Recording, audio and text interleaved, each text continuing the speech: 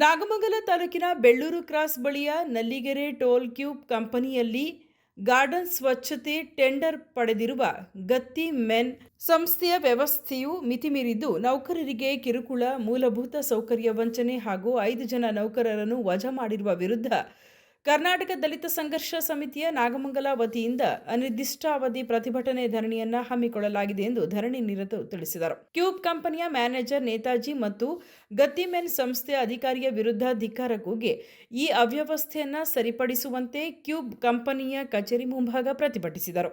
ಕರ್ನಾಟಕ ದಲಿತ ಸಂಘರ್ಷ ಸಮಿತಿ ಹೋರಾಟಕ್ಕೆ ಬೇಕೇ ಬೇಕು, ನ್ಯಾಯ ಬೇಕು, ಬೇಕೇ ಬೇಕು, ನ್ಯಾಯ ಬೇಕು. ಅಯ್ಯಯ್ಯೋ ಅಯ್ಯಯ್ಯೋ ಅಯ್ಯಯ್ಯೋ ಎಲ್ಲಿಯ ತನಕ ಹೋರಾಟ,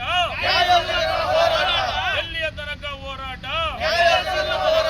ಇದೇ ಸಂದರ್ಭದಲ್ಲಿ ದಲಿತ ಸಂಘರ್ಷ ಸಮಿತಿಯ ರಾಜ್ಯ ಸಮಿತಿಯ ಕಾರ್ಯದರ್ಶಿಗಳಾದ ಶ್ರೀನಿವಾಸ್ ಮಾತನಾಡಿ, ದಿನಗೂಲಿಗಾಗಿ ಬರುವ ನೌಕರರಿಗೆ ಕ್ಯೂಬ್ ಕಂಪನಿಯ ವಂಚನೆ ಮಾಡುತ್ತಾ ಮೂಲಭೂತ ಸೌಕರ್ಯಕ್ಕೆ ದೋಖ ಮಾಡಿದೆ.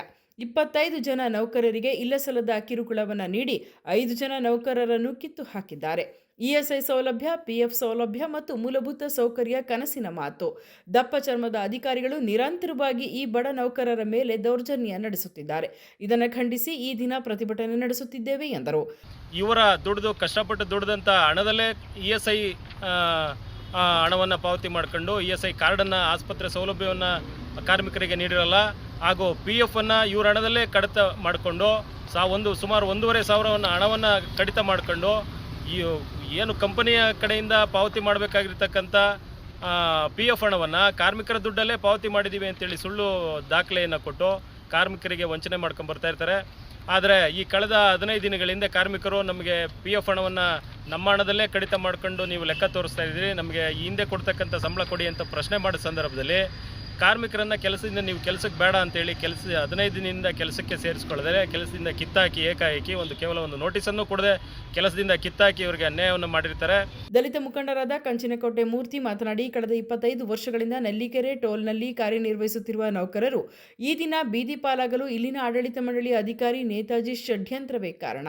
ಈ ತಕ್ಷಣದಿಂದ ಆತನನ್ನು ಇಲ್ಲಿಂದ ಕೆಲಸದಿಂದ ತೆಗೆದು ಹಾಕಬೇಕೆಂದು ಆಗ್ರಹಿಸಿದರು. ಇಲ್ಲಿ ಟೋಲ್ ಮ್ಯಾನೇಜರ್ ಏನಿದ್ದಾನೆ, ಇಲ್ಲಿ ಟೋಲ್ ಮ್ಯಾನೇಜರ್ ನೇತಾಜಿ ಅಂತ ಬೇಡದೇ ಇರೋ ವಿಚಾರಕ್ಕೆಲ್ಲ ಇವನೇ ಮೂಗು ತೋರಿಸಿ ನಾನೇ ಒಪ್ಪಿಗೆ ಮಾಡ್ತೀನಿ, ಗಟ್ಟಿಮ್ಯಾನ್ ಮ್ಯಾನೇಜರ್ ಹತ್ರ ಮಾತಾಡ್ತೀನಿ ಅಂತ ಹೇಳಿ ಅವ್ರ ಹತ್ರ ಮಾತಾಡೋಣ ಅಥವಾ ಇಲ್ವೋ ನಮಗೊಂದು ಹೇಳಿ, ಪೊಲೀಸ್ನವ್ರಿಗೊಂದು ಹೇಳಿ, ಪೊಲೀಸ್ನವ್ರ ಜವಾಬ್ದಾರಿ ತಾಂಡಿ ಸಬ್ ಇನ್ಸ್ಪೆಕ್ಟ್ರು ಅವ್ರ ಕೈಲೂ ಕೂಡ ಈ ಪ್ರಾಬ್ಲಮ್ನ ಸಾಲ್ವ್ ಮಾಡೋಕ್ಕಾಗಲಿಲ್ಲ.